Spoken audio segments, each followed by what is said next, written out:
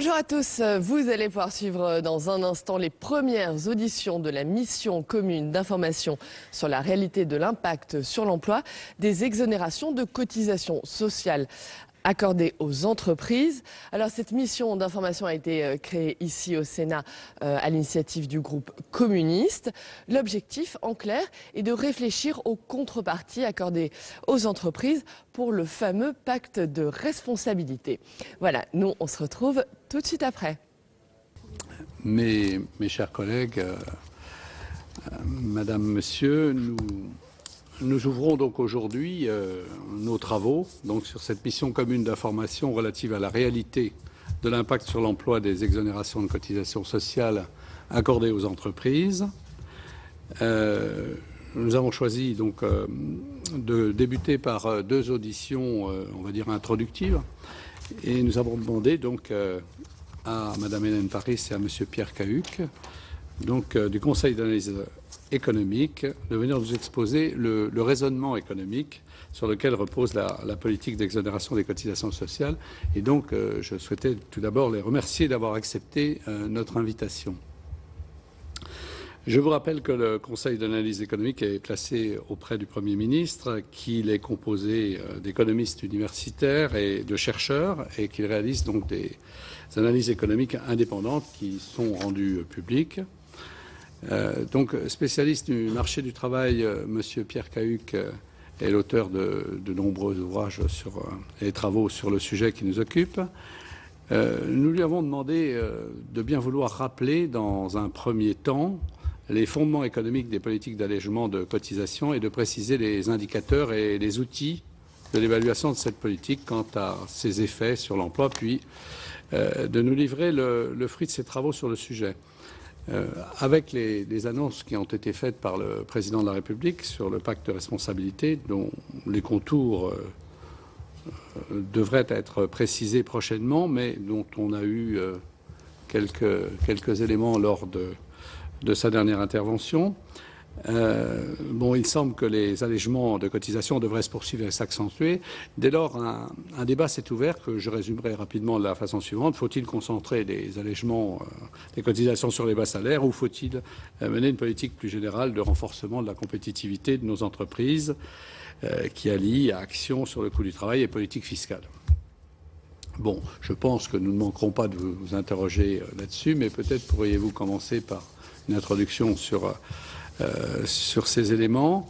Et ensuite, donc, je donnerai la parole à Madame la rapporteure, Madame Michèle de Messine, pour les premières questions, en sachant que cette mission a été proposée par le groupe CRC. Et ensuite, nous passerons aux questions de nos collègues. Je vous remercie de bien vouloir intervenir.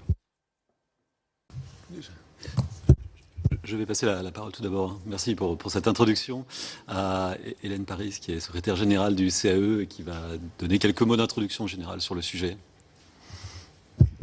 Oui, bonjour à tous. En effet, je vais faire une petite introduction et pour rappeler le raisonnement économique qui est à la base des dispositifs d'exonération, d'allègement des cotisations sociales, et je passerai la parole bien sûr assez rapidement à Pierre Cahuc, qui est un grand spécialiste de cette question et dont on est ravi qu'il soit membre du Conseil d'analyse économique et qui nous éclaire sur ces questions. Alors, est-ce que ça marche comme ça? Oui, voilà. Donc, juste un petit rappel de la motivation initiale qui a conduit à alléger, à mettre en place des allégements généraux de cotisations sociales. Donc, ça, vous le savez tous. Donc, ces réflexions ont débuté au début des années 90. Sur la base d'un double constat, d'une part la détérioration de la situation du marché du travail et en particulier pour les personnes les moins qualifiées, donc un développement de chômage important et une vraie situation de sous-emploi, et d'autre part le constat de la réduction de l'écart entre le coût du travail au niveau du SMIC et celui au niveau du salaire moyen. Donc je peux citer par exemple le rapport Charpin en 1992 qui faisait le constat qu'il n'y avait pas, enfin la France se trouvait pas spécifiquement handicapée à l'époque au niveau du coût du travail moyen, mais qu'il y avait une réduction de l'écart très fort entre le salaire minimum et ce niveau de salaire moyen, et que parallèlement donc le développement du chômage des personnes les moins qualifiées ne s'ajustait pas au regard de l'évolution de leur productivité, et ce qui posait un vrai problème sur la situation du marché du travail. D'autant que l'évolution, le biais technologique allait dans le sens d'une demande croissante en direction d'emplois plus qualifiés. Et donc, pour résumer, une structure du coût du travail qui devenait de plus en plus défavorable aux personnes peu qualifiées. Et c'est ce qui donc a motivé, c'était la première motivation pour trouver des moyens d'alléger le coût du travail via ces allégements de cotisations sociales. Oui, là je vois que c'est un peu petit en projection, mais ça vous les connaissez bien, c'est un rappel des dispositifs qui ont été mis en place donc depuis le début des années 90, enfin depuis 93, dans un premier temps ce qu'on a appelé la phase offensive, où donc il s'agissait bien de réduire le coût du travail au voisinage du SMIC, et donc on avait un dispositif qui était ciblé avec un seuil de sortie autour de 1,2 1,3 SMIC. C'est ce qu'on a appelé les exonérations Balladur puis Juppé, et puis donc jusqu'en 1998. Et ensuite, on est passé à une deuxième grande phase, en deux parties, ce qu'on a appelé une phase plus défensive, où là, il y avait des motivations qui se sont, diversifiées. Donc, tout d'abord, la période 1998-2002, où donc là, le champ des allégements était étendu aux entreprises qui réduisaient leur temps de travail. Et donc là, il s'agissait de compenser l'impact de la réduction du temps de travail sur le coût du travail, avec un seuil de sortie qui a été un peu déplacé vers le haut, puisque donc le seuil de sortie de ce dispositif, qu'on appelle l'exonération Aubry, se situait entre 1,6 et 1,7 SMIC. Et puis une troisième étape, si je puis dire, en les années 2003-2005, c'est les exonérations Fillon, où donc là c'est une espèce de poursuite de phase défensive dans ces allégements de cotisations sociales pour neutraliser l'impact de la convergence vers le haut du SMIC. Donc si on résume, si on fait masse de tous ces dispositifs d'allègement de cotisations sociales, en 2007 avec une montée en charge accomplie, on se retrouve avec une réduction de 26 points de cotisations sociales au niveau du SMIC, pour les entreprises de plus de 20 salariés, avec un seuil de sortie à 1,6 SMIC. Ces masses d'allègement de cotisations sociales représentent un engagement budgétaire important, puisque c'est un peu plus de 20 milliards d'euros, et donc un point de PIB. Plus récemment encore, donc on a un niveau dispositif qui cette fois ne s'apparente pas, est un petit peu différent des exonérations de cotisations sociales, puisque c'est donc le crédit d'impôt compétitivité et emploi, le CICE, qui a été donc instauré en 2013 et qui a un ciblage un peu différent, puisque le seuil de sortie est à 2,5 SMIC. Et qui lui-même, en montée en charge à l'horizon de l'année prochaine, représente un engagement budgétaire, une dépense fiscale de 20 milliards d'euros. Donc un point de PIB également. Alors voilà un petit graphique pour illustrer, alors ça n'intègre pas le CIC, parce qu'on s'arrête en 2009. Mais donc vous voyez du coup de manière assez frappante l'effet des allégements de cotisations sociales en représentant l'évolution du coût du travail relatif au niveau du SMIC. Donc en fait c'est le rapport entre le SMIC et le salaire médian. Donc d'une part on s'intéresse au salaire net et d'autre part au coût du travail. Donc jusqu'au début des années 90, en fait les deux courbes étaient parfaitement coïncidantes. En fait elles évoluaient de la même façon. Et à partir de la mise en place de cette politique d'allègement de cotisations sociales, le coût du travail a évolué beaucoup moins vite au niveau du SMIC. Enfin en tout cas oui au niveau du SMIC par rapport au coût du travail, au salaire médian. En revanche, au niveau des salaires nets, on ne voit pas du tout la même évolution.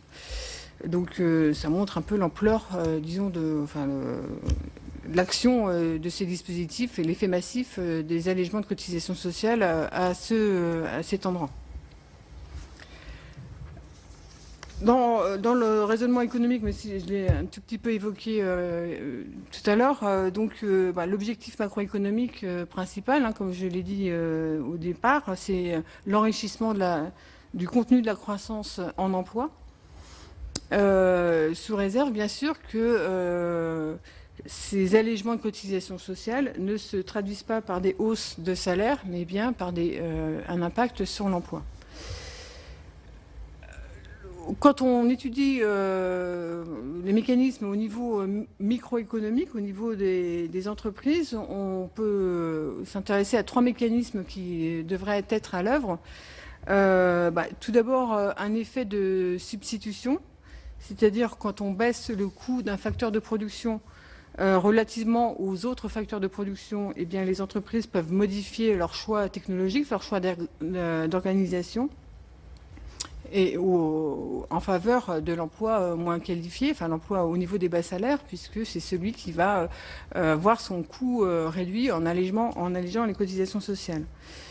Un autre effet, qu'on appelle un effet volume, c'est la baisse du coût du travail peut être utilisée par les entreprises pour baisser leur prix de vente.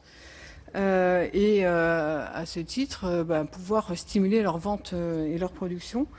Et donc là, ça fait un effet global de stimulation de la production de l'entreprise qui peut donc avoir un effet général sur l'emploi et pas particulièrement sur l'emploi qui bénéficie de ces allègements de cotisation. Enfin, un dernier effet, c'est l'effet profitabilité, c'est-à-dire l'entreprise peut profiter de la baisse de son coût du travail, du coût de production pour restaurer ses marges, en tout cas augmenter ses marges, sans nécessairement modifier son prix de vente. Et donc, cette amélioration de profitabilité peut être utilisée par les entreprises, soit pour restaurer sa situation financière si elle était très dégradée, soit pour accroître son investissement, donc différentes directions possibles. Alors, en effet, une des questions très importantes quand on s'intéresse au dispositif d'allègement de cotisation sociale, c'est la question du ciblage. D'ailleurs, vous n'avez pas manqué de la citer tout à l'heure. Et quand on se pose la question du ciblage, on se pose en général 3 grandes questions. D'abord, c'est l'effet sur la demande du travail. Est-ce que l'allègement de cotisation sociale va agir de la même façon suivant le type de ciblage, suivant le type d'emploi? Et en fait, toutes les études économiques convergent vers le fait que ça dépend avant tout de l'élasticité de la demande de travail au salaire. Et de nombreuses études mettent en évidence le fait que cette élasticité au salaire est variable suivant le niveau de qualification et donc le niveau de salaire des salariés. Mais ça, Pierre Cahuc va évidemment vous en parler davantage. Beaucoup de travaux ont mis en avant le fait qu'on pouvait avoir une élasticité proche unitaire au niveau des emplois peu qualifiés et qu'elle était beaucoup moins importante au fur et à mesure qu'on montait dans l'échelle des salaires. Également, cet effet, puisque c'est la logique du fonctionnement du marché du travail, l'effet d'allègement joue aussi, dépend aussi de l'élasticité de l'offre de travail au salaire. Et là aussi, celle-ci varie suivant le degré de qualification des emplois dont on peut parler. Un deuxième effet qui est important à avoir en tête quand on se pose la question du ciblage, c'est ce qu'on appelle l'effet d'assiette, c'est-à-dire à budget donné, enveloppe moyens budgétaires identifiés qui peuvent être consacrés à cette politique d'allègement de cotisation sociale. L'efficacité de la mesure, évidemment, sera d'autant plus importante elle sera d'autant plus forte que l'effet est calibré de manière significative. Et donc, si on se concentre sur une population réduite, évidemment, on pourra donc consacrer un budget plus important avec donc une mesure qui pourra, être encore plus sensible. Si la politique d'allègement de cotisations sociales se couvre une très large population de salariés, à un masse budgétaire donné, forcément, les moyens seront plus limités pour calibrer l'importance des allègements de cotisations sociales. Enfin, un troisième effet qu'on mentionne toujours, à avoir en tête quand on cherche à réfléchir au ciblage des allègements de cotisations sociales, c'est ce qu'on appelle l'effet de trappe à bas salaire, l'effet potentiel de trappe à bas salaire. Là, je peux citer un rapport très ancien, mais dont les réflexions peuvent toujours rester d'actualité, d'Edmond Malinvaud, qui est en 98, qui s'appelle les cotisations sociales à la charge des employeurs et qui posait la question des effets indésirables potentiels dans ces politiques d'allègement de cotisations sociales, dans le sens où ça pourrait brider le développement de carrière des personnes et également avoir un effet négatif sur la productivité, dans le sens où il y aura peu d'incitation, il pourrait y avoir une espèce de phénomène de blocage au niveau des bas salaires, puisque au-delà d'un certain seuil, on ne bénéficierait plus de cette politique d'allègement. Et donc à l'époque, Edmond Malinvaud préconisait de bien veiller à avoir un seuil de sortie qui soit pas trop, relativement large pour se prémunir totalement de cette potentielle trappe à bas salaire. Donc je reviens très brièvement juste aux travaux qui ont été conduits. C'est juste un résumé très très rapide des effets sur des allègements de cotisations sociales sur l'emploi. Ces travaux, en fait, ils n'étaient pas très faciles à conduire.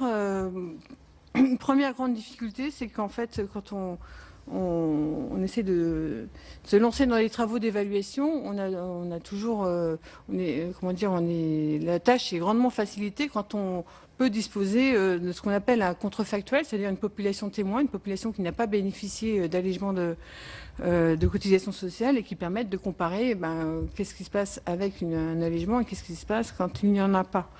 Et là, on se trouve dans une situation de dispositifs d'allègement généraux de cotisations sociales, donc qui couvrent toute la population, sur les bas salaires en l'occurrence, et donc on n'a pas de population témoin pour conduire ce travail d'évaluation. Donc c'est une première grande difficulté qui rend difficile les travaux économétriques, même si la plupart des économistes qui se sont consacrés à ces travaux d'évaluation ont dû mobiliser des boîtes à outils diverses et variées pour essayer d'évaluer l'impact sur l'emploi. La deuxième autre difficulté importante pour la deuxième vague d'allègement de cotisations sociales à partir de 98, c'est que là on se trouve dans un mixage de mesures à partir de 98, donc ce n'était pas simplement d'enrichir la croissance en emploi, il y avait aussi tout un tas de phénomènes qui sont intervenus avec la réduction du temps de travail et la convergence des SMIC, qui donc a rendu plus complexes les travaux d'évaluation, puisque c'était très difficile de pouvoir isoler les différents effets qui étaient à l'œuvre. Alors, en résumant, la plupart des travaux ont pu conduire à une fourchette d'évaluation d'impact sur l'emploi pour la première phase des allègements de cotisations sociales, donc avant 98, entre 200 000 et 400 000 emplois sauvés ou sauvegardés ou créés. C'était encore ce qui a été cité dans le rapport du Conseil d'analyse économique, dont je ne me souviens plus la date exactement, le numéro 97, d'ailleurs, donc Pierre Cahu qui est un des auteurs. Et pour la deuxième vague, là où je vous ai dit que les évaluations étaient encore plus difficiles, enfin, en prenant en compte la deuxième vague, on arrive à un total, un ordre de grandeur qui est généralement cité et qui est cité encore dans les rapports du Conseil d'orientation pour l'emploi, à 800 000 emplois donc, créés ou sauvegardés. Ces travaux d'évaluation donnent un chiffrage. Donc vous voyez que c'est parfois une fourchette assez large. Hein, ça montre un peu la difficulté de l'exercice.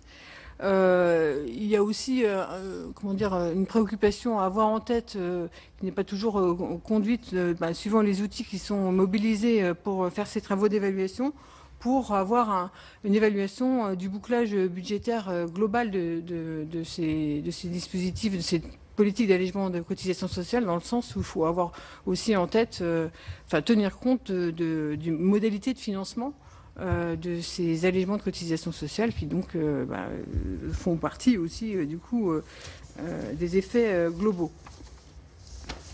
Enfin, et pour terminer, je voudrais juste citer aussi un dernier travail du Conseil d'analyse économique qui ne porte pas à proprement parler sur les allègements de cotisations sociales. C'est une note qui a été publiée en avril de l'année dernière sur la dynamique des salaires en temps de crise et qui mettait en avant le constat d'un écart qui se creusait entre l'évolution de la productivité et l'évolution, la productivité du travail, et l'évolution des salaires.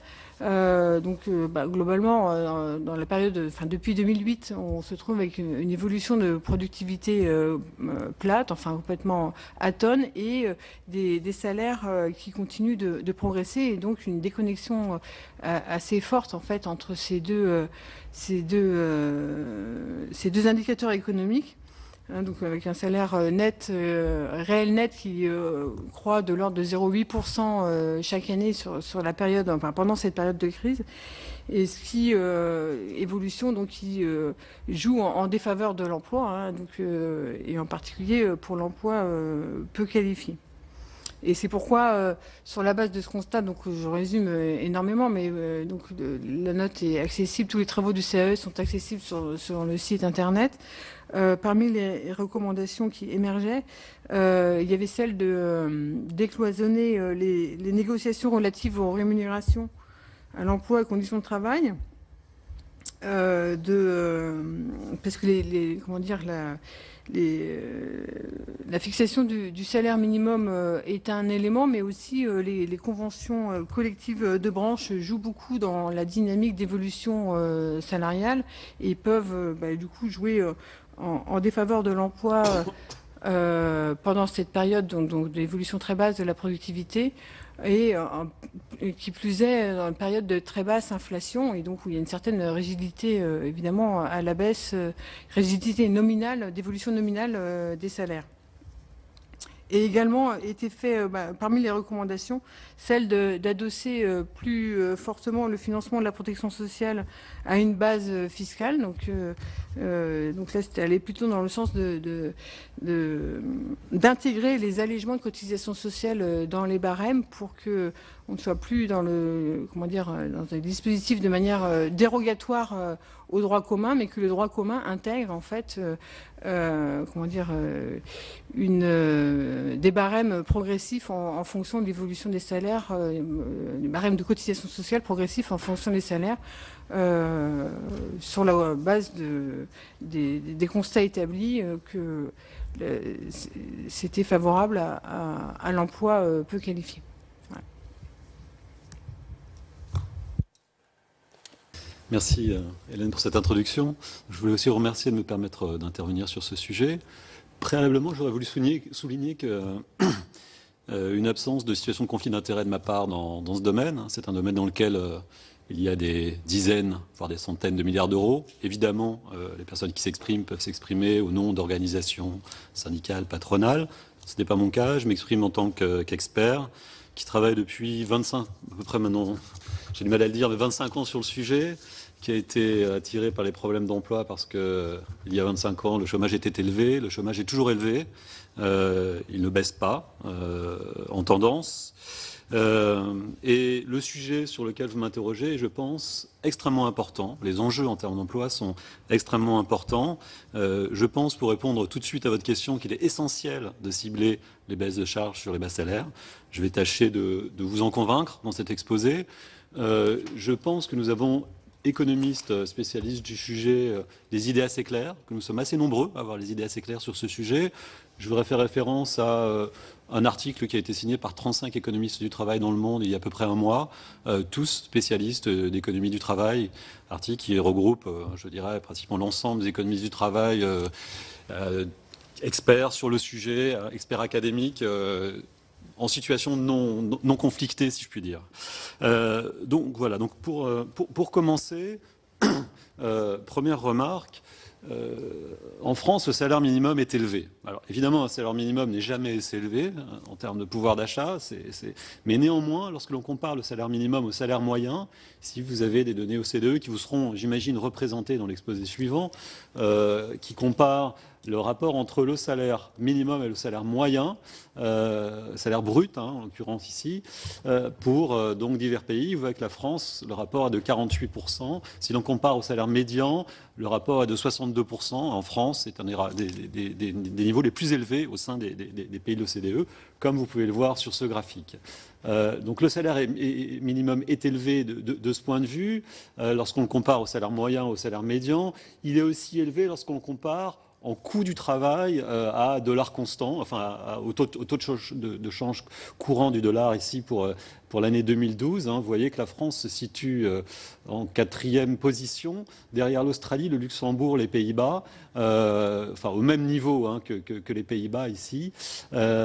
Et vous voyez que l'essentiel est lié au salaire minimum, avec effectivement ici des taux de cotisation qui sont réduits par rapport au taux de cotisation normal, si je puis dire, en France, qui est de l'ordre de 45 points du salaire brut.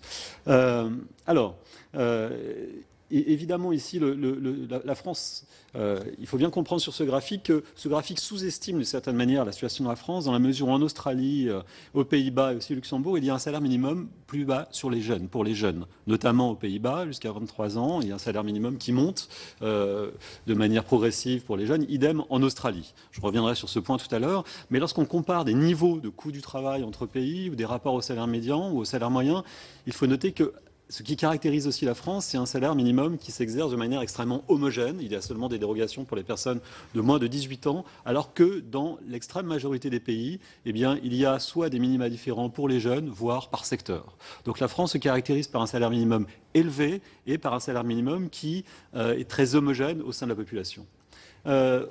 Regardons encore deux points sur l'évolution du salaire minimum. Ici, sur ce graphique, vous avez l'évolution du salaire minimum réel en termes de parité de pouvoir d'achat, c'est-à-dire qu'il y a le pouvoir d'achat des personnes au salaire minimum. Alors, le graphique, la France, c'est, si vous regardez sur la droite, c'est celle qui termine le plus haut. Donc, vous voyez qu'en France, il y a une tendance à une augmentation du salaire minimum, donc exprimé ici en dollars, en parité de pouvoir d'achat à dollars 2011. Et vous voyez que depuis 1970, le pouvoir d'achat du salaire minimum horaire a été multiplié par 2,5 en France. C'est le pays dans lequel il y a la plus forte progression. Il y a une très forte progression du salaire minimum en France qui n'a pas cessé ces dernières années. Vous voyez, qui continue à croître en termes de pouvoir d'achat. Ici, un rythme néanmoins beaucoup plus restreint en ce qui concerne le pouvoir d'achat du salaire minimum, donc depuis 2007. Alors, pour insister sur le fait que le salaire minimum est en France à un niveau élevé et finalement concerne une grande partie de la population, il est intéressant de regarder le pourcentage de personnes qui sont rémunérées au niveau du salaire minimum. Vous voyez, si vous comparez avec des pays qui ont des salaires minimum élevés, comme j'ai montré tout à l'heure, comme l'Australie et les Pays-Bas, eh bien en France, les taux pour l'ensemble de la population, le pourcentage de salariés qui sont couverts par le salaire minimum est plus de 2 fois élevé, pratiquement 3 fois plus élevé, enfin 2 fois et demi plus élevé, disons, plus de 2 fois et demi plus élevé. Et lorsque l'on regarde les jeunes, alors là, effectivement, la situation est extrêmement très différente, puisque le taux est pratiquement 3 fois plus élevé pour les jeunes comparé à l'Australie, alors que l'Australie a elle-même un salaire minimum plus élevé en moyenne. Donc vous voyez, ce qui caractérise la France, c'est vraiment le fait qu'il y a un salaire minimum élevé, très homogène, et donc qui couvre une grande partie de la population. Alors, Il y a un fait femme aussi sur lequel je n'ai pas insisté. Évidemment, donc le salaire minimum touche beaucoup plus les jeunes, les femmes et les personnes aussi en situation d'entrée sur le marché du travail, qui sont beaucoup les personnes immigrées. Alors, si l'on compare par exemple la France et l'Allemagne, vous savez que l'Allemagne pour l'instant n'a pas de salaire minimum. Un salaire minimum sera introduit en janvier 2015, si la loi actuellement en discussion en Allemagne est votée. Eh bien, en Allemagne, nous avons fait une note pour le Conseil d'analyse économique sur la situation des jeunes, comparant la France et l'Allemagne. En Allemagne, 60% des jeunes qui ont un diplôme inférieur ou égal au bac et qui sont en emploi ont un coût du travail inférieur à celui du salaire minimum français. 60%. D'accord ? Des jeunes en Allemagne qui travaillent, qui sont hors apprentissage et qui ont un diplôme inférieur ou égal au bac, eh bien 60% de ces jeunes touchent un salaire qui correspond à un coût du travail plus faible que le coût du travail au niveau du salaire minimum en France. Cela pour signifier vraiment que le salaire minimum en France a un impact potentiellement important. Je vais revenir sur ce point. Alors, face à cette situation, comme l'a souligné Hélène Paris, il y a eu une évolution des politiques publiques, notamment par la mise en œuvre d'importantes exonérations de cotisations patronales ciblées sur les bas salaires. À peu près 1 point de PIB en ce qui concerne les exonérations qu'on appelle les exonérations Fillon dans le langage commun. À peu près 1 point de PIB. Depuis janvier 2014, la réduction liée au CICE de 6% de la masse salariale brute en dessous de 2,5 SMIC correspondrait environ à 1 point de PIB. Et il y a 10 milliards supplémentaires qui sont en discussion, qui correspondent à un demi-point de PIB. Et donc, on est à peu près à 2,5 points de PIB pour ces exonérations de charges concentrées sur les bas salaires. Alors, que penser de ces exonérations de charges dans la période récente ? Je voudrais souligner que dans la période récente, le coût du travail au niveau du salaire minimum a continué à évoluer. Si vous regardez, donc, Hélène Paris a présenté des graphiques qui représentaient l'évolution du SMIC, en fait, du rapport entre le SMIC et le salaire moyen, pour le pouvoir d'achat et pour le coût du travail. Ici, sur ce graphique, vous avez l'évolution du SMIC en euros constants. D'accord. Et donc, le SMIC réel, c'est le pouvoir d'achat et la ligne rouge, c'est le coût réel. Et vous voyez que, en fait, le coût du travail a continué à augmenter au niveau des bas salaires, tout simplement parce que les cotisations sociales ont augmenté. Elles ont augmenté entre 2008 et maintenant, elles ont augmenté de 4 points. Elles ont augmenté de 4 points. Donc même il y a des exonérations de 26 points, eh bien le coût du travail a augmenté significativement sur cette période au niveau du SMIC, bien que il y ait eu un seul coup de pouce, un petit coup de pouce sur la période de 2007 jusqu'à aujourd'hui, 2014. Et donc, ce qui explique que le pouvoir d'achat du SMIC a resté pratiquement stable sur cette période. Donc, nous sommes toujours dans une situation où, en fait, le coût du travail continue à augmenter à un rythme rapide au niveau des bas salaires et d'ailleurs au niveau de l'ensemble des salaires en France à l'heure actuelle. Alors, que penser de l'effet de ce coût du travail sur l'emploi aujourd'hui? Est-ce qu'exonérer de cotisations, est-ce que baisser le coût du travail, ça conduit à créer des emplois? Alors, pour vous, pour essayer de vous convaincre et pour vous expliquer comment on se forge une opinion sur ce point, j'aurais voulu vous présenter des travaux que nous avons menés sur ce sujet récemment avec Stéphane Carcillo et Thomas Lebarbanchon, qui est une évaluation d'un dispositif qui nous a permis de bien évaluer l'effet des baisses du coût du travail au niveau des bas salaires. Ce travail est mis en perspective dans une note qui vient d'être publiée pour l'Institut Montaigne, qui met en perspective ce travail en le comparant aux autres travaux, point sur lequel je dirai 2 mots dans quelques minutes. Alors, quel est ce dispositif? Ce dispositif a été mis en place le 4 décembre 2008, où Nicolas Sarkozy a annoncé que toute embauche en dessous de 1,6 fois le SMIC serait exonérée de cotisations patronales dans les entreprises de moins de 10 salariés jusqu'au 31 décembre 2009. Alors, cette mesure qui était appelée zéro charge, plus précisément, réduisait le coût du travail à ce moment-là pour les petites entreprises de 12% au niveau du SMIC. Elle était 12% du coût du travail au niveau du SMIC et elle est décroissante et elle s'annule à 1,6 fois le SMIC. Donc, elle est calquée en fait sur les allègements de cotisations sur les bas salaires. Elle amplifie les allègements de cotisations sur les bas salaires pour les entreprises de moins de 10 salariés.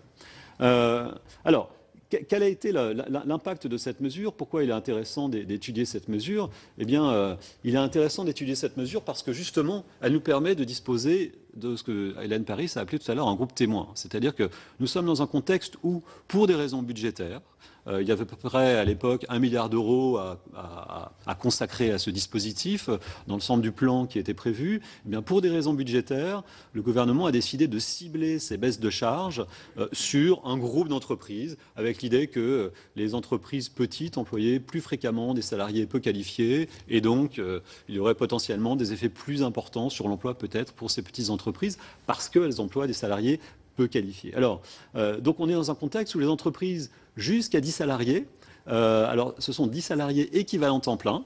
Le décompte était effectué de telle sorte à ce que la taille de l'entreprise ne puisse pas être manipulée pour pouvoir bénéficier du dispositif. Donc le dispositif a été annoncé le 4 décembre 2008. Les effectifs étaient calculés en équivalent temps plein sur la moyenne de janvier 2008 et de novembre 2008, de l'ensemble des mois allant de janvier à novembre 2008. Donc le jour où il y a eu l'annonce, qui était une surprise, je le montrerai tout à l'heure, eh bien les entreprises ne pouvaient plus manipuler de facto leur taille. Elles pouvaient mentir, mais ne pas, en tout cas, le manipuler en embauchant des salariés supplémentaires pour pouvoir bénéficier ou en embauchant moins de salariés, pardon, pour pouvoir bénéficier de la mesure. Donc,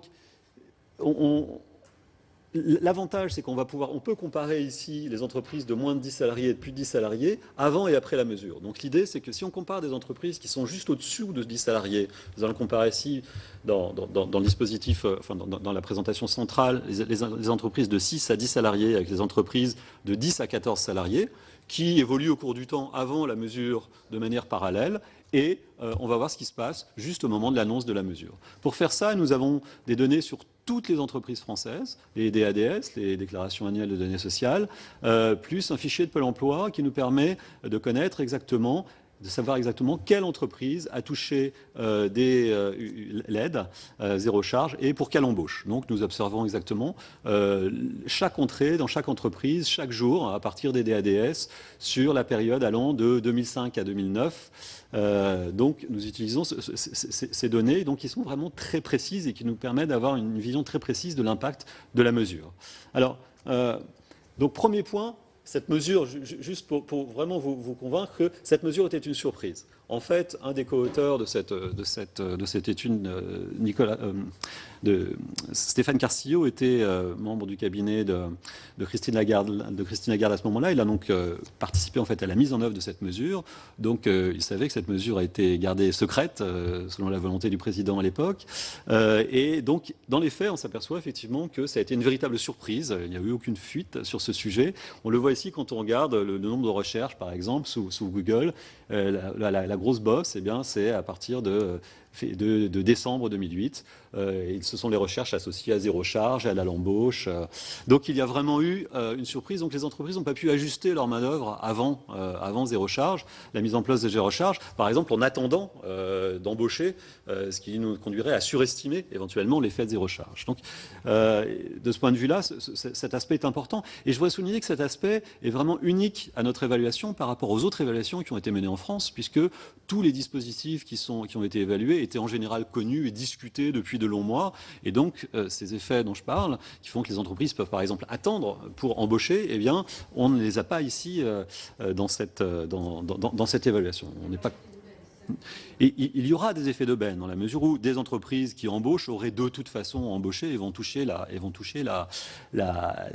prime, la subvention. Mais on pourrait nous dire qu'on allons voir que nous allons trouver des effets importants sur l'emploi. On pourrait penser qu'on peut trouver des effets importants sur l'emploi parce que les entreprises ont arrêté d'embaucher parce qu'elles anticipaient qu'elles pourraient bénéficier à partir d'une certaine date de la mesure.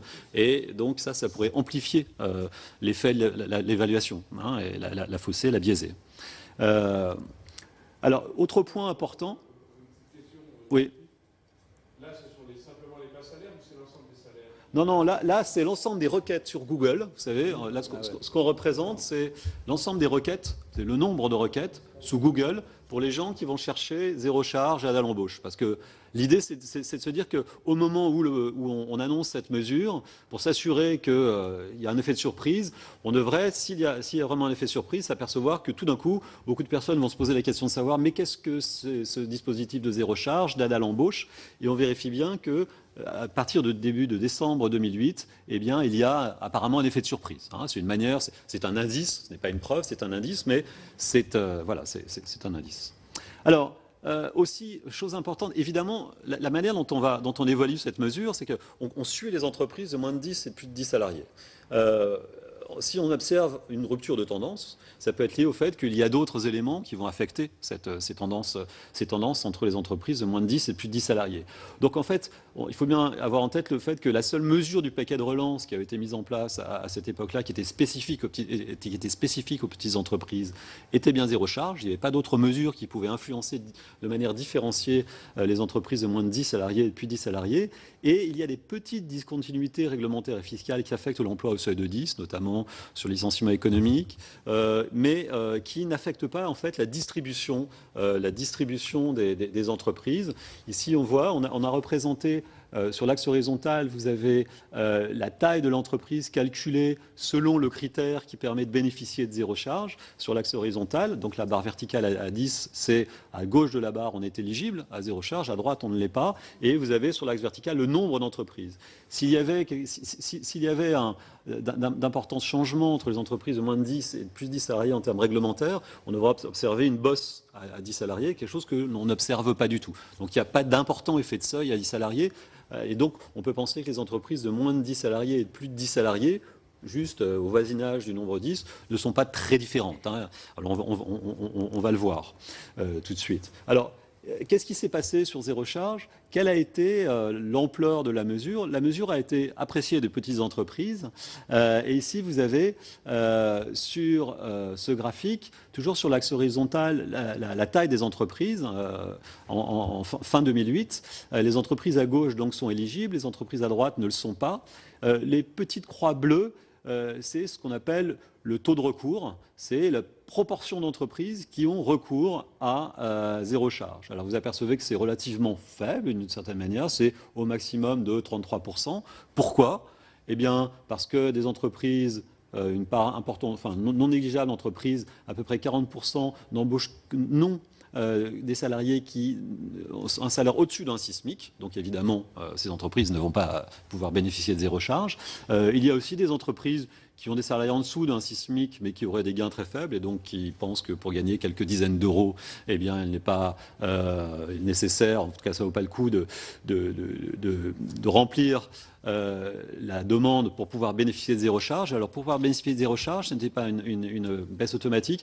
Il fallait remplir un formulaire d'une page, très simple, qui était envoyé à Pôle emploi Service, et donc qui ensuite donnait la légende de charge sur une base trimestrielle.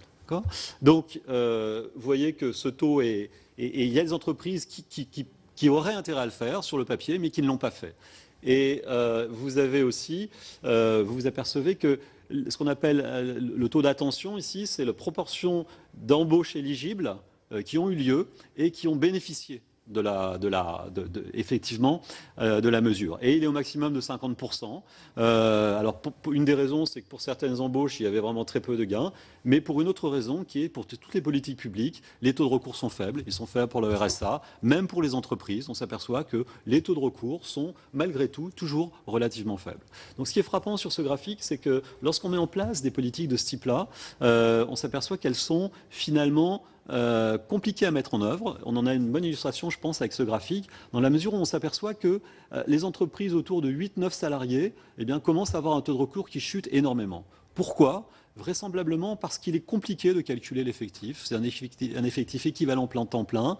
Les apprentis, les emplois aidés ne sont pas comptés dans l'effectif. Les heures supplémentaires ne sont pas comptées dans le décompte pour calculer l'équivalent temps plein. Donc il est possible que beaucoup d'entreprises aient pensé que, eh bien, elles étaient au-delà du seuil et ne pouvaient pas bénéficier du dispositif, ce qui peut expliquer le fait qu'on a cette baisse. Et vous voyez qu'à droite, il y a une petite proportion de l'ordre de 3% qui a bénéficié de la mesure alors qu'elle n'aurait pas dû. Alors, ces erreurs peuvent être aussi dues au fait que les déclarations annuelles de données sociales sont mal remplies par les entreprises. Il y a aussi ici un peu d'erreurs de mesure, bien que ce soit a priori des données de très bonne qualité. Donc c'est l'ensemble de ces faits qui expliquent qu'il n'y a pas une rupture juste à 10, mais qu'il y a quelque chose qui soit un peu plus flou comme ça. Alors comment on peut, dans ce contexte-là, comment on peut évaluer ce qui se passe? L'idée est très simple, comme je vous l'ai dit, c'est on va vérifier qu'avant 2009, il y avait une évolution parallèle de l'emploi pour les entreprises de 6 à 10 salariés et pour les entreprises de 10 à 14 salariés. On fait évidemment des tests de robustesse pour faire varier ces intervalles, mais commençons à regarder ces intervalles. Et on regarde s'il y a une rupture en 2009. Alors, vous avez sur l'axe horizontal, ici les années 2007, 2006, 2007, 2008. Vous avez ici sur le trait bleu plein, représente par exemple en 2006, c'est le taux de croissance de l'emploi des entreprises qui ont des salariés de 6, donc j'ai mis de 6 à 9, c'est 9,99 salariés. Hein. Donc disons de 6 à 9 ou 6 à 10 salariés, ça dépend de la convention que l'on prend, mais donc c'est de 6 à 9,99 salariés, et donc qui était de moins 0,2% à peu près. Et donc qui décroît en 2007, 2008. Et ce que vous voyez, c'est qu'au-dessus, vous avez les entreprises de 10 à 13,99 salariés, en très pointillés. Donc ce que vous pouvez constater ici, c'est que jusqu'en 2008, il y a une évolution parallèle et il y a une rupture de tendance à partir en 2009. En 2009, quelque chose change. Il y a vraiment une rupture de tendance. Donc comment on peut calculer ici l'effet de zéro charge en acceptant le fait que cette rupture de tendance est bien liée à l'introduction de cette mesure? On a plusieurs manières de s'en convaincre par la suite. Je vous donnerai plus de détails sur ces points. Comment on calcule? C'est très simple. On dit si finalement zéro charge n'avait pas été mise en œuvre, on aurait observé une évolution de l'emploi dans les petites entreprises qui est représenté par le trait vert ici, enfin qui est bleu en fin de compte, qui est bleu ou vert selon votre acuité optique en pointillé. Donc on aurait observé ceci. Mais ce n'est pas ce qu'on a observé. On a observé une rupture qui est présentée par le taux de plein. Et donc l'impact de zéro charge est mesuré par la différence entre ce que l'on observe et ce que l'on aurait pu observer s'il n'y avait pas eu zéro charge. Et la manière de reconstruire ce que l'on aurait pu observer s'il n'y avait pas eu zéro charge, eh bien, consiste ici à supposer qu'il aurait continué à avoir une évolution parallèle avec les entreprises un peu plus grandes. Et donc, ici, lorsqu'on fait ce calcul, ce que l'on observe, c'est que, ce que l'on estime, c'est qu'une baisse du coût du travail de 1% accroît l'emploi de 2% dans un délai d'un an. Ici, c'est le taux de croissance de novembre à novembre. Ici, j'ai calculé, sur ces graphiques, on a calculé à chaque fois le taux de croissance de novembre à novembre, le taux de croissance de l'emploi de novembre à novembre, en moyenne dans les entreprises de moins de 10 salariés et des entreprises de plus de 10 salariés. Donc, ici, on trouve un effet qui est fort, qui est relativement fort, un peu plus fort que dans les études qui sont habituellement consacrées au sujet. Je vais revenir sur ce point, voire beaucoup plus fort. Néanmoins, dans notre contexte, ce chiffre est un minorant. Pourquoi c'est un minorant de l'effet sur l'emploi? C'est un minorant de l'effet sur l'emploi dans la mesure où les salaires ont pu augmenter. C'est-à-dire qu'il est possible que les salaires aient augmenté légèrement. Et donc, dans ces cas-là, si les salaires n'avaient pas augmenté, on aurait trouvé un effet plus grand. Ce sont des choses sur lesquelles nous travaillons. Les salaires n'ont vraisemblablement pas augmenté. Nous continuons à travailler sur ces sujets. Nous sommes sur des très bas salaires qui sont, à court terme, très influencés par le SMIC. Et donc, toutes les recherches que nous faisons pour l'instant sur ce point nous confirment dans l'idée que les salaires n'ont pas augmenté. Il y a aussi un certain temps d'ajustement. Ici, c'est quelque chose qui est temporaire. Les entreprises ont besoin de temps pour ajuster leur main-d'œuvre. Et donc là, on regarde les choses au bout d'un an. Si ces baisses de charges étaient pérennes, il est possible que les entreprises fassent croître leur main-d'œuvre de manière plus importante pour atteindre une cible plus élevée. Vraisemblablement, ici, les délais d'ajustement de l'emploi sont pour l'essentiel réalisés. En France, il y a énormément d'embauches en CDD, comme vous le savez. 90% des embauches sont en CDD.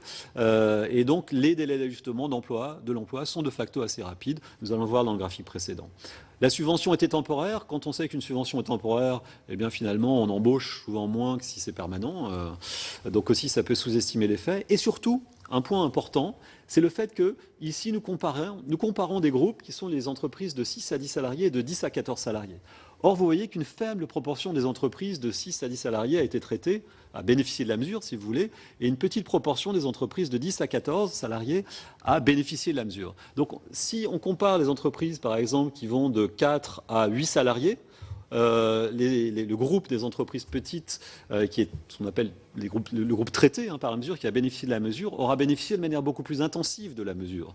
Et si on élimine les entreprises de 10 à 12 salariés, dans notre groupe témoin, on éliminera des entreprises qui ont bénéficié de la mesure. Lorsqu'on fait cette comparaison, on trouve un effet pratiquement 2 fois plus grand. On trouve un effet pratiquement 2 fois plus grand, donc une baisse de coût du travail accroît l'emploi, non pas de 2%, mais en fait de 3,5%. Donc, si vous voulez, on pense que le chiffre que l'on donne ici est extrêmement prudent, ce chiffre de 2%, c'est ce qu'on appelle une élasticité de 2, est extrêmement prudent. Dans les faits, je suis assez persuadé que le chiffre est dans les faits plus grand. Mais nous préférons être prudents sur le sujet, dans la mesure où nous donnons un chiffre qui est plus élevé que celui qu'on trouve habituel. Alors, que l'on trouve aussi, c'est que l'effet sur l'emploi est rapide. L'effet sur l'emploi est rapide. Ici, nous avons calculé l'effet sur l'emploi à partir jusqu'au mois de janvier, février, mars, avril, mai, jusqu'en novembre 2009. Donc ce qu'on fait, c'est qu'on calcule le taux de croissance de l'emploi, non plus de novembre à novembre, comme précédemment, mais de novembre à janvier, novembre à février. Et donc ici, ce sont ce que vous avez en très plein. En très plein, vous avez le taux de croissance de l'emploi de novembre à janvier pour 2009 M1, 2009 M4, ça correspond à avril. Et les traits en pointillés, ça représente l'intervalle de confiance à 95%, c'est-à-dire qu'il y a 95% de chances que l'on soit dans cette région comprise entre les deux traits pointillés. Donc ce qu'on voit, c'est que à partir du mois d'avril, on trouve un effet significatif, positif sur l'emploi. Donc en quelques mois, l'emploi s'ajuste. L'emploi s'ajuste rapidement et fortement lorsque l'on baisse ici soudainement le coût du travail et que les salaires ne s'ajustent pas, bien évidemment. Alors, quel est du coup le coût par emploi créé de cette mesure? Le coût par emploi créé de cette mesure, nous estimons que cette mesure a créé environ 30 000 emplois sur le champ, ici. Les données dont nous disposons indiquent que le budget pour 2009 a été de 360 millions d'euros. Donc 360 millions d'euros divisé par 30 000, ça fait 12 000 euros par emploi créé. 12 000 euros par emploi créé. Alors 12 000 euros, vous allez me dire, c'est cher. Peut-être pourrait-on simplement donner ces 12 000 euros aux personnes qui travaillent au SMIC, ça nous donnerait finalement à peu près la même chose. Mais évidemment, c'est un coût brut. Il faut tenir compte du coût net, il faut tenir compte du fait que lorsque quelqu'un retrouve un emploi, nous faisons des économies en termes de finances publiques, moins d'allocations chômage, moins de RMI, RSA, enfin RSA socle, RSA pour les personnes qui ont une durée du travail très faible ou qui n'ont pas d'activité, moins d'allocations logement et des cotisations sociales, puisque les salariés payent ici des cotisations sociales de l'ordre de 20% de leur salaire. Donc, l'estimation moyenne retenue par Bercy, c'est que le passage de non-emploi à l'emploi rapporte à peu près 1 000 euros par mois aux finances publiques. Donc, le coût net est environ nul ici. Le coût net est environ nul ici, tel que nous l'estimons. Donc, un coût ex ante qui est important, pas négligeable, mais un coût net qui est beaucoup plus faible, qui est au voisinage de zéro ici, et qui est bien sûr lié au fait que nous avons des effets forts sur l'emploi. Nous avons des effets forts sur l'emploi. Alors, ces résultats sont-ils crédibles ?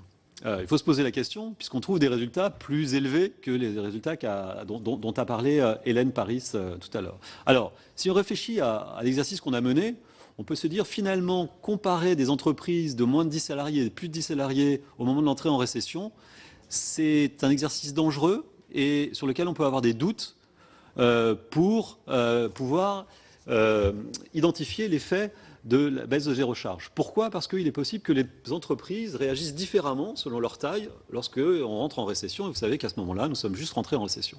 Donc pour voir si effectivement notre exercice était robuste à ce type de contre-argument, nous avons mené plusieurs exercices, mais je vous en indiquais deux.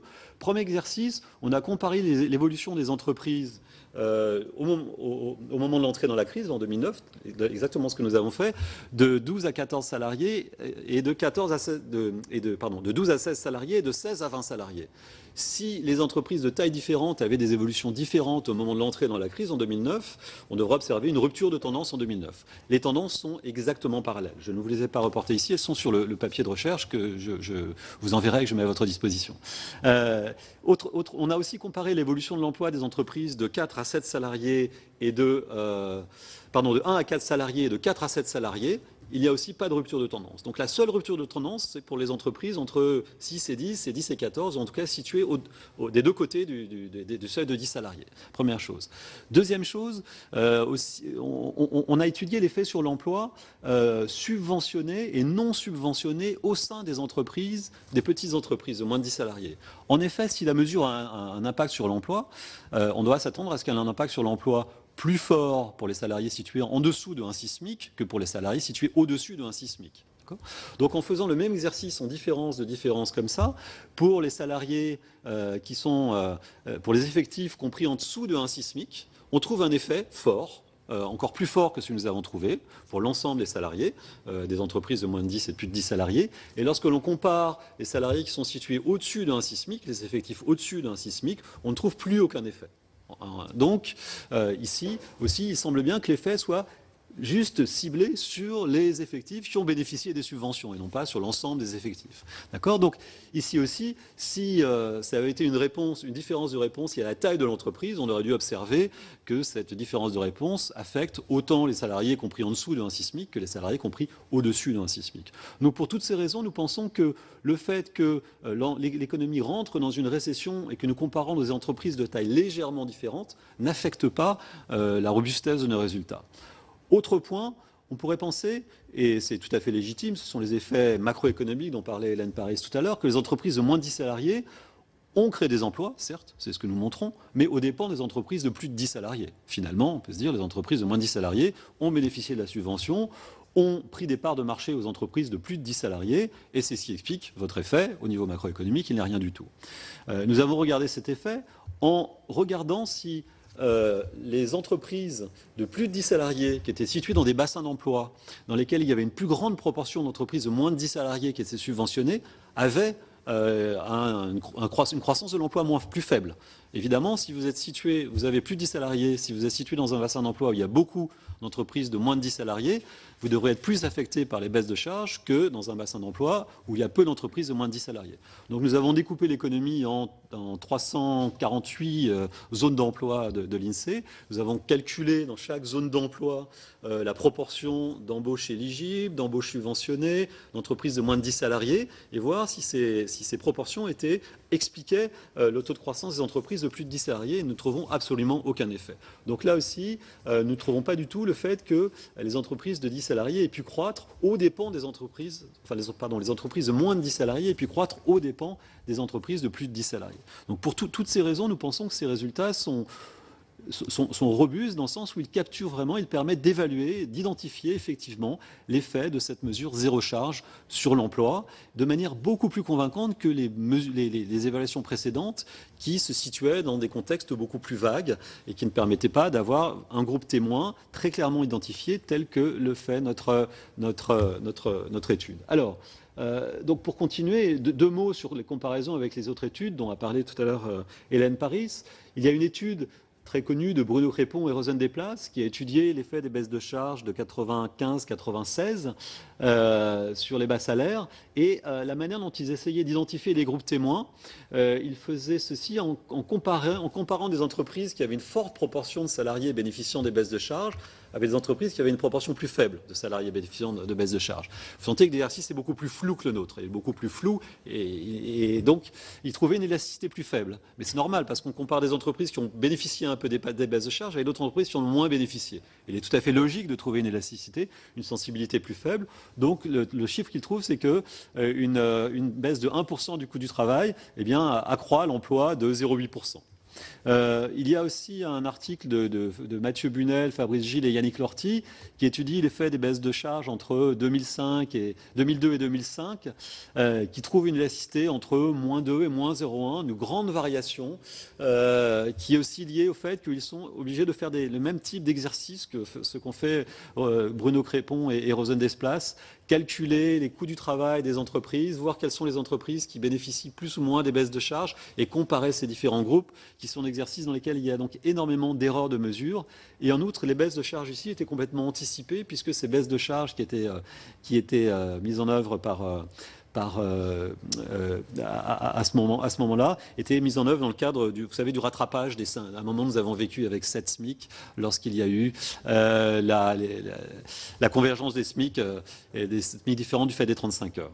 Alors, il y a une autre étude qui trouve une élasticité proche de la nôtre, de Francis Kramars et Thomas Philippon, qui a une stratégie différente, qui compare la probabilité de conserver l'emploi pour des personnes qui sont rattrapées par les augmentations du SMIC et pour des personnes qui travaillent juste au-dessus du SMIC. Donc leur idée consiste à suivre des personnes qui sont en emploi, à partir de l'enquête emploi, à repérer les personnes qui sont juste au-dessus du SMIC, et ils regardent ensuite, lorsque ces personnes sont rattrapées par les augmentations de SMIC, ils comparent leur probabilité de conserver leur emploi avec des personnes qui ont un salaire juste au-dessus, mais qui ne sont pas rattrapées par les augmentations de SMIC. Et ce qu'il montre, c'est que les personnes qui sont rattrapées par les augmentations de SMIC ont une probabilité de perdre leur emploi 1,5% plus élevée que celles qui sont rattrapées par le SMIC. Donc ce sont des chiffres qui sont pas très éloignés d'une autre, qui sont aussi, d'une certaine manière, je pense, beaucoup plus entachés de biais que les nôtres, parce que eh bien, les évolutions, les variations SMIC qu'ils regardaient étaient aussi très largement anticipées, et donc à partir de là, les effets sont beaucoup plus difficiles à estimer. Alors, dernier point sur tout ça, c'est je pense que ce que nous pouvons constater ici, c'est que les baisses de charges sur les bas salaires, dans un contexte où il y a un chômage élevé, comme aujourd'hui en France, ont, en France, un effet potentiellement très fort sur l'emploi. L'effet que nous trouvons est nettement plus élevé que celui qui a été trouvé par les autres études. Je suis persuadé, pour de bonnes raisons, les personnes aussi, d'ailleurs, vous pourrez discuter avec ces personnes, j'espère que vous aurez l'occasion d'en parler, sont aussi, évidemment, nous avançons ensemble sur ces sujets, hein, donc ce ne sont pas du tout des conflits idéologiques, on cherche à avancer, à comprendre ce qui se passe. Donc ici, nous avons bénéficié, disons, d'une bonne expérience, de bonnes données qui nous ont permis d'évaluer de manière plus fine ce type de politique publique. Et je crois qu'il y a convergence, de ce point de vue-là, vers...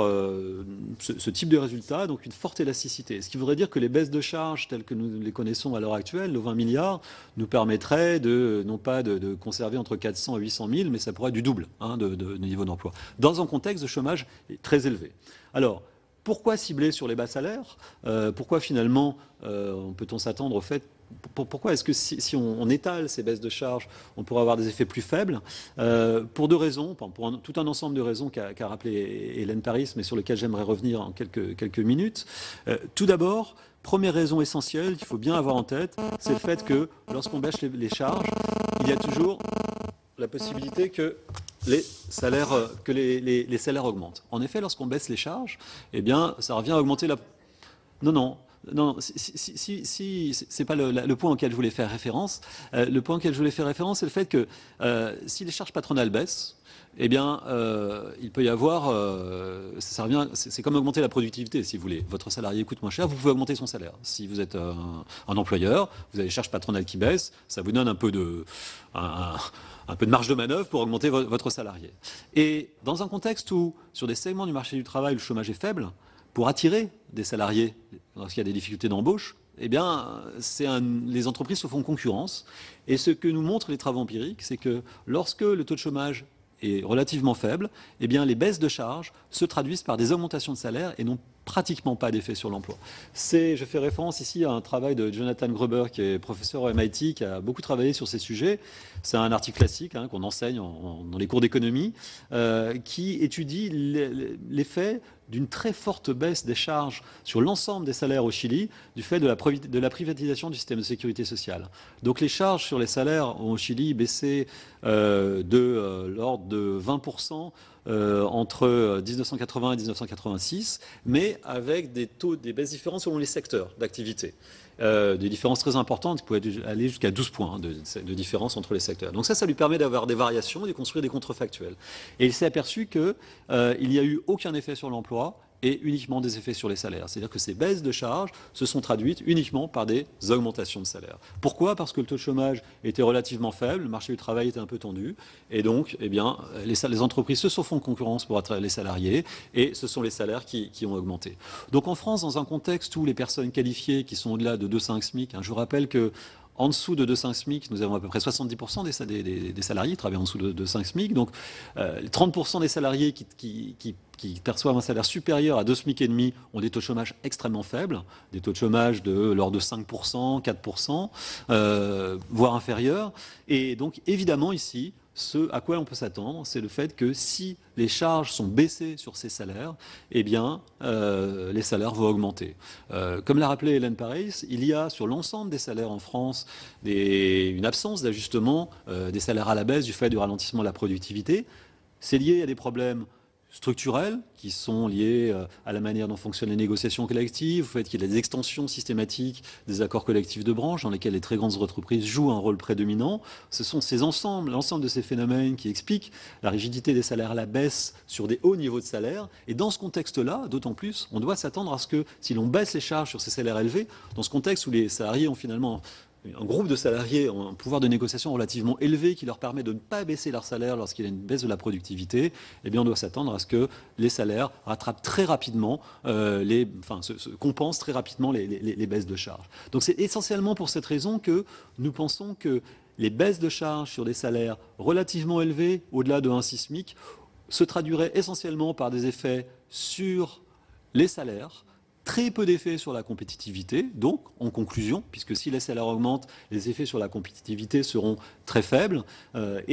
Donc, ça nous permet aussi de comprendre le fait que, finalement, les partenaires sociaux, dans leur ensemble, sont plutôt pour un étalement des charges sur l'ensemble des salaires, puisque ça permet de satisfaire l'ensemble des personnes qu'ils représentent, notamment du côté des employeurs, l'ensemble des entreprises, et du côté des salariés, l'ensemble des salariés, sachant que, bien évidemment, les salariés syndiqués sont en général plus âgés, travaillent dans les plus grandes entreprises et bénéficieraient relativement de ces accroissements de salaire, de ces accroissements potentiels de salaire. Donc, pour l'ensemble de ces raisons, il nous semble qu'il est essentiel de cibler les baisses de charges sur les bas salaires.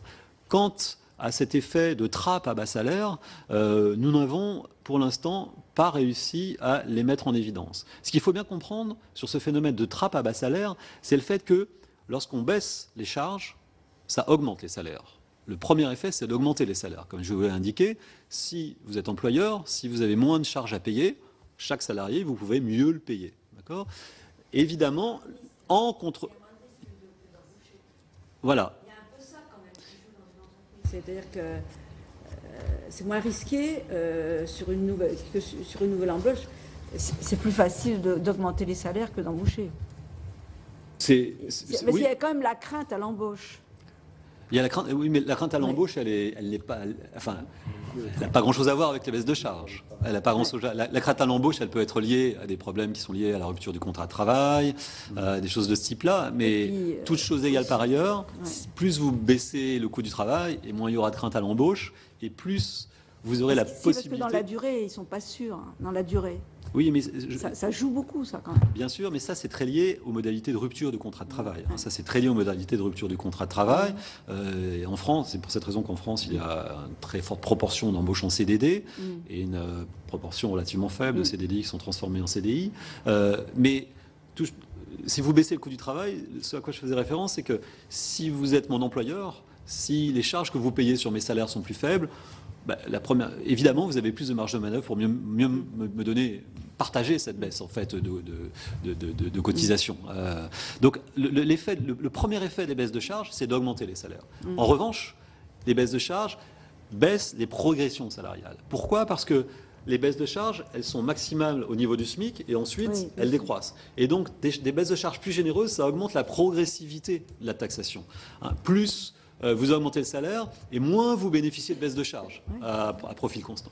D'accord ? Et donc, ce dont on s'aperçoit, c'est que les baisses de charges doivent augmenter l'ensemble des salaires, mais elles réduisent la progression salariale.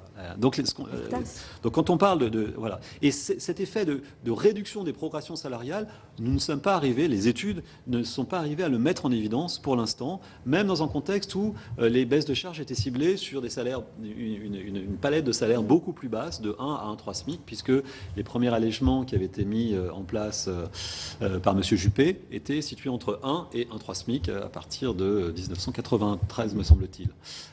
Donc, ici, tout milite pour baisser les charges sur les bas salaires et l'éventail de 1 à 1,6 SMIC, entre 1 et 1,6 SMIC, qui est à peu près la moitié des salariés qui travaillent, est lui-même déjà très large. Il est possible enfin, on pourrait gagner plus en emploi en concentrant. Et dernier point pour conclure, je conclus. Mais je vous en prie. Dans le débat sur ce sujet, on entend souvent dire que choisir de réduire les charges sur les bas salaires, ça revient à se spécialiser sur des créneaux à faible valeur ajoutée, sur des emplois très peu qualifiés. Nous sommes dans un contexte où le taux de chômage sur les personnes les peu qualifiées est énorme, 15. Le taux de chômage des jeunes est à 25%. Il regroupe essentiellement des jeunes peu qualifiés. Le meilleur moyen de donner, on sait que le meilleur moyen de donner des qualifications aux jeunes, c'est de les faire travailler. C'est de les faire travailler, de les mettre à l'emploi, d'apprendre en travaillant. Toutes les études empiriques montrent que le meilleur moyen de disposer d'un emploi après une certaine période, c'est d'avoir travaillé. C'est souvent, enfin statistiquement, c'est plus efficace que les programmes de formation purs hors emploi. Donc, le meilleur moyen de monter en gamme, d'avoir des personnes qui accumulent des compétences, c'est de commencer par faire entrer ces personnes sur des emplois, sur des vrais emplois.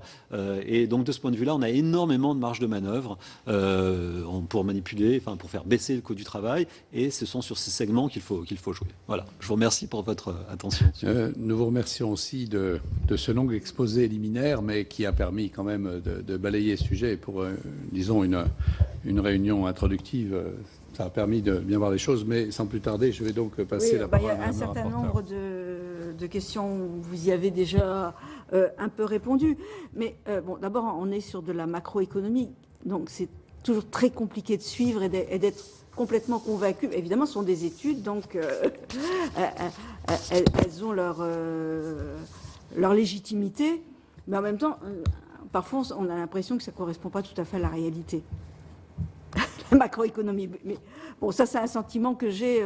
Donc, ça veut dire que c'est très important de creuser. Vous l'avez fait d'ailleurs. Et l'exemple que vous nous démontrez à travers ce groupe témoin est assez intéressant. Mais c'est un groupe témoin sur des très petites entreprises, qui est un domaine, un domaine économique très particulier, avec ses règles, et qui ne peut pas forcément, je pense, s'appliquer à tous les domaines économiques, mais on va continuer à creuser ces sujets pour pouvoir justement le vérifier. Ceci dit, globalement, il y a quand même un certain nombre de doutes aujourd'hui qui s'expriment sur l'efficacité des allègements de cotisations sociales sur l'emploi. Le dernier en date étant la Cour des comptes, qui nous a un petit peu abreuvé de son scepticisme. Alors, je vais vous poser des questions, mais pour revenir sur des sujets que vous avez déjà apporté des réponses, en cinq questions. Quel outil pour mesurer les effets sur l'emploi des exonérations de cotisations sociales patronales? Vous avez expliqué un peu. Et peut-on considérer que les exonérations de cotisations sociales existantes sont un instrument efficace de lutte contre le chômage compte tenu de leur coût? Mais vous avez déjà en partie répondu. Parmi les instruments de la lutte contre le chômage, le coût du travail vous semble-t-il la question prioritaire? Là aussi, on a entendu un peu votre opinion. Dans cette hypothèse, quel ciblage privilégier? Donc, les bas salaires, après les PME, les secteurs exposés à la concurrence internationale. On élargit le spectre là, du ciblage. Dans les débats actuels sur le pacte de responsabilité, la politique de compétitivité des entreprises est-elle une politique de l'emploi, sachant que la restauration des marges des entreprises ne conduit pas nécessairement à des embauches? Et enfin, ce qui amène donc à ma dernière question, quels sont les mécanismes de contrepartie en termes de création d'emplois qui pourraient être envisagés? Alors, simplement, en vous demandant de répondre quand même assez brièvement, mais exhaustivement bien sûr, mais assez brièvement, de façon à ce que les autres questions puissent être posées avant 17 heures. J'en ajouterai deux simplement très brièvement en même temps. Il semble que votre choix se porte sur une réduction des charges sur les bas salaires, tels que vous nous l'avez exposé. Où situez-vous le niveau? J'ai pas exactement identifié si c'était entre 1,6 et 2,5, j'ai pas exactement vu. Et vous nous avez indiqué que pour, je veux dire, les réductions de charges, zéro charge Sarkozy, donc vous estimiez que ça ne coûtait rien, puisque voilà. Et est-ce que si vous deviez généraliser ça sur les 20 milliards existants, est-ce que vous êtes en mesure de donner une évaluation? Je sais bien que vous n'avez pas pu l'identifier, mais quel est le coût pour la collectivité, puisque à l'heure actuelle, on se dit il y a 20 milliards là qui sont là. Est-ce que vraiment ils ne coûtent rien ou est-ce qu'ils coûtent un peu? Okay. Bon, je vous remercie pour toutes ces questions. J'ai répondu déjà explicitement ou implicitement à certaines d'entre elles. Donc, sur l'outil, quel outil pour évaluer? L'évaluation a besoin d'un contrefactuel. Donc, l'évaluation a besoin d'un contrefactuel et a besoin d'être indépendante et prend du temps. Donc, c'est essentiel sur le sujet. Donc, ça veut dire qu'il faut mettre en place, si possible, des dispositifs qui soient expérimentaux. Il ne faut pas hésiter à mettre en place des dispositifs qui soient expérimentaux pour pouvoir comprendre ce qui se passe. C'est essentiel. Vous savez que ça fait 30 ans qu'on met en place des politiques d'emploi. On commence, cette culture de l'évaluation commence à se développer en France. De plus en plus de chercheurs la mettent en œuvre. Je pense que c'est une bonne chose, mais nous avons encore énormément à apprendre. Et c'est essentiel pour éclairer le débat public avec des méthodes simples et transparentes. Les méthodes simples et transparentes sont des méthodes avec contrefactuel. Les méthodes trop sophistiquées sont incompréhensibles par le grand public, comme par finalement les chercheurs le plus souvent. Deuxième point, sur le ciblage, il faut cibler, vous l'avez compris, selon nous, sur les bas salaires. Je dis selon nous parce que c'est nous, économistes du travail en France. J'ai fait référence à cet article signé du Monde, qui n'était pas un article à mon initiative, mais que j'ai signé. Qui montre bien qu'il y a vraiment un consensus très fort de la part des personnes qui travaillent sur ce sujet. Qui mènent des évaluations. Un SMIC, c'est sûrement élevé, la moitié des salariés. Un SMIC, les taux de chômage et les personnes qui potentiellement peuvent avoir un salaire de un SMIC ont des taux de chômage relativement faibles, 7, 6%, 5%. Donc il ne faut pas hésiter à cibler, je pense. Il ne faut pas hésiter à cibler jusqu'à 1,4 peut-être. Bon, c'est difficile de savoir ce qu'il y a exactement, mais en tout cas, 1,6 c'est déjà élevé. 1,6 c'est déjà élevé, donc 2,5... 2,5, c'est beaucoup, c'est très élevé. Donc, alors, PME, commerce international, je crois les PME, leurs caractéristiques, dans sa dimension, c'est d'employer beaucoup de personnel peu qualifié, d'avoir des plus bas salaires que les grandes entreprises. Donc c'est pour ça, si vous voulez, par rapport à l'exercice que nous avons mené, vous dites ce sont les petites entreprises, mais c'est vraiment la différence essentielle. Ce que nous savons, ce que nous apprend la littérature économique, c'est que l'emploi est plus sensible pour les salariés peu qualifiés que pour les salaires qualifiés, que les salariés qualifiés au coût du travail. En revanche, selon les tailles d'entreprise, une fois qu'on tient compte du fait que la main-d'œuvre est différente, du fait de sa qualification, son niveau de salaire, on n'a aucune évidence qui montrerait que l'emploi réagit différemment dans les grandes et petites entreprises, autrement que via la qualité de la main-d'œuvre, si vous voulez. Donc de ce point de vue-là, cibler sur les PME, je ne pense pas que ce soit forcément une bonne idée. Ce sur quoi il faut cibler, c'est effectivement sur les bas salaires, pour deux raisons. Un, parce que c'est plus sensible, et deux, parce que au niveau des bas salaires, les salaires sont fixés par le SMIC. Donc les salaires ne vont pas augmenter. Le taux de chômage est élevé, les salaires ne vont pas augmenter. Et c'est là qu'on a donc les effets maxima. L'un ou l'autre, ça peut être les deux facteurs, ensemble. Vous avez raison, mais comme je vous l'ai indiqué, rien n'indique que l'emploi peu qualifié ne soit pas sensible à son coût dans les grandes entreprises.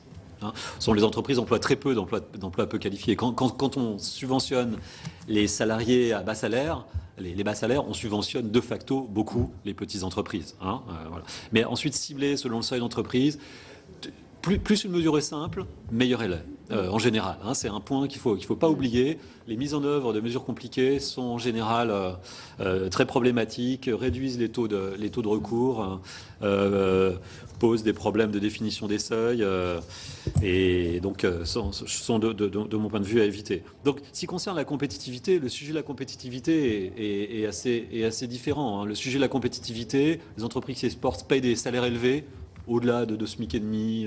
Donc, le salaire moyen des entreprises qui exportent est très élevé. Il y a un sujet peut-être sur la formation des salaires, qui est un sujet différent, comme je l'ai indiqué. Il y a des sujets sur la formation, l'articulation de la recherche, de la formation, des sujets aussi réglementaires, des sujets sur la taxation de l'entreprise, non pas du coût du travail, sur le coût du travail, mais sur des impôts locaux liés à la taxation de l'entreprise. Donc, ce sont d'autres sujets, mais la compétitivité est un sujet qui est différent. Simplement, juste une petite parenthèse pour prolonger ma question. Est-ce qu'il n'y aura pas un problème de conciliation entre le CICE qui va jusqu'à 2,5 et les mesures éventuelles qu'on prend? Oui, le CICE est sûrement trop enfin le CICE est trop étalé.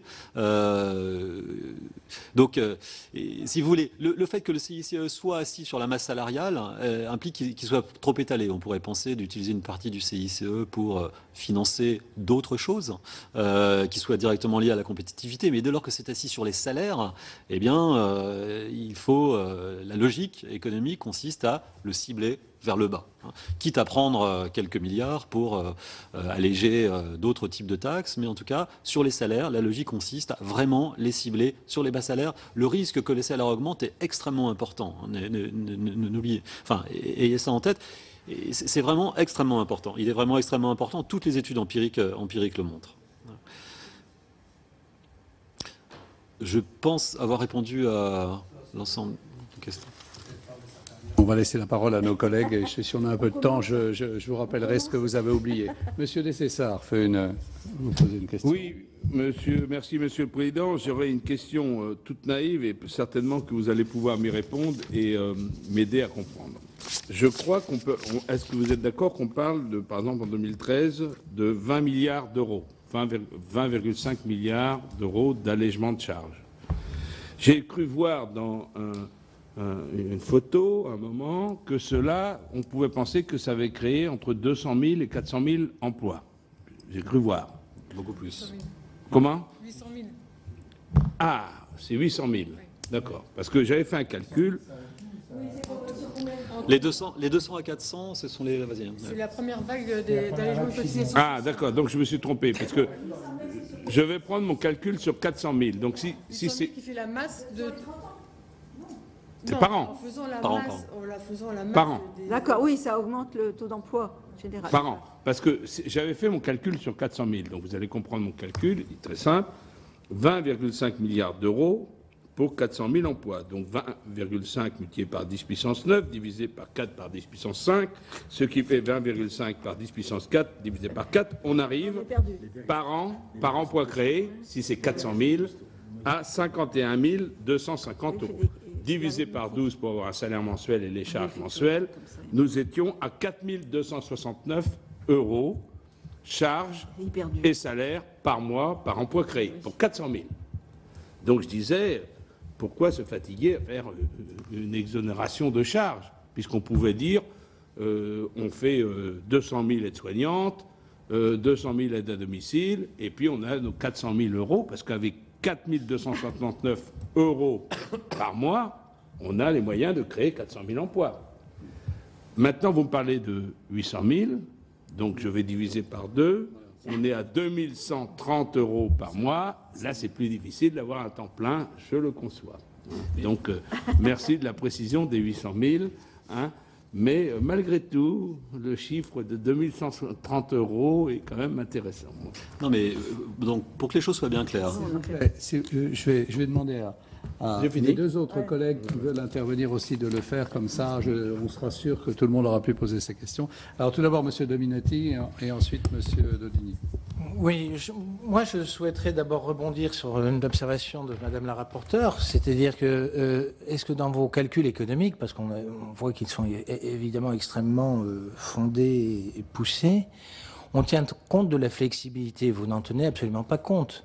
Parce que lorsqu'on parle du coût du travail, est-ce que dans une comparaison internationale, vous pouvez nous dire si c'est le coût théorique du travail ou le coût réel du travail? Lorsque une entreprise est en difficulté, comme elle n'a pas la flexibilité effectivement sur l'emploi, ce qui est, je pense, un frein à l'embauche, eh bien, dans ces conditions, il faudrait pouvoir rajouter ce coût lié à la flexibilité dans vos calculs, à moins que vous les ayez pris en compte. Donc, c'est, je dirais, une demande de précision par rapport, je dirais, aux organismes internationaux.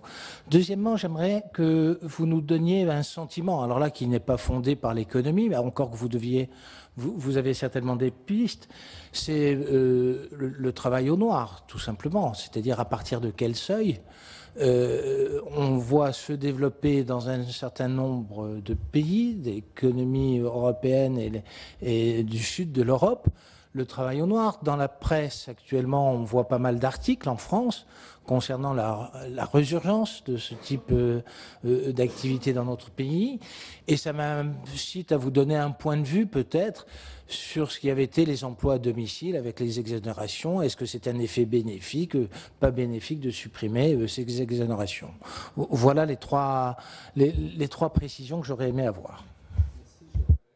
Monsieur Deligny. Oui, merci Monsieur le Président. La démonstration était très convaincante et intéressante à suivre. Moi, je voudrais revenir sur la notion emploi et compétitivité, pour peut-être que vous alliez plus loin dans l'explication. Alors emploi, je comprends bien, c'est lié tout simplement au taux de chômage, donc tout le monde saisit. Compétitivité, c'est permettre à nos entreprises d'exporter, mais aussi peut-être d'être plus compétitives à l'intérieur de notre pays par rapport à des entreprises extérieures qui exportent en France. Donc les produits que nous importons. Alors jusqu'à quel point ces deux objectifs, emploi et compétitivité, se recouvrent-ils? À quel moment y a-t-il divergence éventuellement, sinon opposition, mais moins divergence entre les deux? Alors le CICE n'est-il pas un dispositif qui répond spécifiquement à la compétitivité, puisque les études, semble-t-il, récentes pour l'année 2013 indiquent que le coût du travail a moins augmenté en France qu'en Allemagne, je crois que j'avais en tête 2 points ou quelque chose de voisin de ceci, alors que les salaires ont augmenté néanmoins en France comme en Allemagne. Donc ce serait bien un effet compétitivité du CICE. Alors si éventuellement il y a sur ce point précis erreur dans mon raisonnement, merci de me le montrer. Je vous en prie, sachant qu'on va déborder un petit peu. Très bien. Sur les 400, 800 et autres, vous avez tout à fait raison. Ce chiffre de 400 000 est calculé avec une élasticité de 0,5 en fait. C'est-à-dire que si on baisse le coût du travail de 1%, l'emploi va augmenter de 0,5%. Nous, on trouve 2. Ce chiffre de 0,5, il provient d'un livre qui a été publié en 1993, qui est un livre sur la demande de travail, qui est une sorte de classique, qui provient de nombreuses études, qui est une sorte de chiffre moyen qu'utilisent beaucoup les macroéconomistes pour calibrer les modèles, qui concerne l'ensemble en fait des salariés. Alors le chiffre de 1, donc on passe de 400 à 800, on fait passer de 0,5 à 1. Pourquoi 1? Parce que dans ce livre on dit aussi finalement les salariés moins qualifiés c'est plutôt de l'ordre de 1. Donc voilà, donc on prend 1 parce qu'aussi les premières études que je vous ai indiquées, notamment Crépon Desplaces, trouvaient une élasticité de 0,8. Donc 1, 0,8, c'est assez proche. Il faut voir que tous ces calculs sont vraiment faits, hein, c'est des calculs au coin de table, hein, même quand ce sont des gros modèles. On rentre des paramètres. Voilà. Nous, ce que nous trouvons, et comme j'ai essayé de vous en convaincre, c'est que cette élasticité est plus grande. Et nous ne sommes pas les seuls. Encore, j'ai essayé d'insister sur le fait que les études les plus convaincantes sur le sujet, qui identifient le mieux l'effet des baisses de charges ou des augmentations de coût du travail, trouvent des élasticités plus grandes en France. Elles trouvent des élasticités plus grandes, de l'ordre de 1,5, 2, voire, je pense, sur le fond, plus grand. Donc c'est pour ça qu'on trouve ce chiffre qui est beaucoup plus petit. Donc nous, on n'est pas à 800 000, on est au double de 800 000. D'accord ? Donc l'élasticité... Voilà, on est à double. Voilà. Et 2. Et donc voilà, bon, la réponse est claire. Ensuite, je vous laisse vous forger votre opinion. Voilà, vous avez pu suivre les premières auditions de la mission commune d'information de la réalité de l'impact sur l'emploi des exonérations sociales accordées aux entreprises. Tout de suite, la suite de nos programmes sur Public Sénat.